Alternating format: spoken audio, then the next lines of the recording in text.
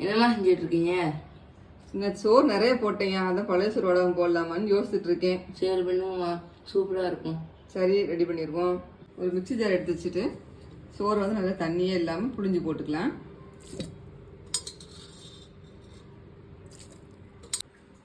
நல்லா புழிஞ்சு போட்டாச்சு. அதுக்கடுத்து வந்து வத்தப்பொடி போட்டுக்கிறேன்.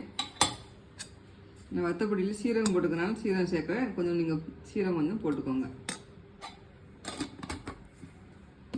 கொஞ்சமாக உப்பு போட போகிறேன்.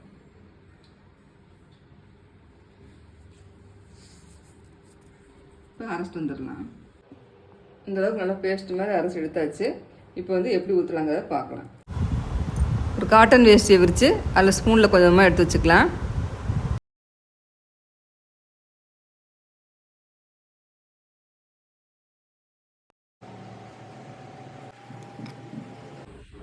ஊற்றியாச்சு. 2 நாள் நல்ல வெயிலில் காயட்டும். காஞ்ச பிறகு எப்படி இருக்குங்கிறத உங்களுக்கு காமிக்கிறேன். 2 days later. 2 நாள் நல்லா காஞ்சிருச்சு இந்த வடகம். இப்போ வந்து எடுத்துக்கலாம். இதை எடுக்கிறதுக்கு அப்படியே லேஸ் பரட்டி போட்டு லைட்டாக தண்ணி தொளிச்சு விடுங்க.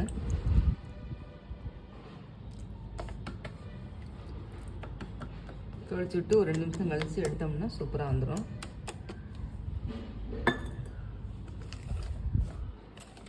எல்லா இதுலேயும் படுற மாதிரி ஈரப்பதம் இருக்க மாதிரி தொளிச்சு விட்டுக்கலாம்.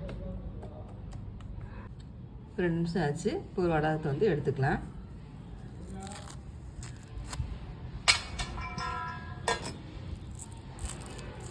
அவங்க அப்படியே தொட்டோடனே அப்படியே கையோடு விட்டு வரும். நல்லா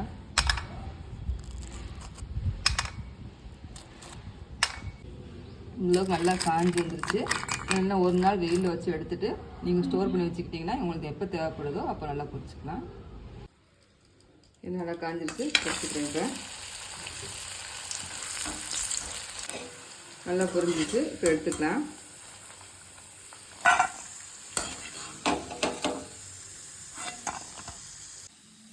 ஈஸியான பழைய சோறு வடகம் ரெடி ஆயிடுச்சு.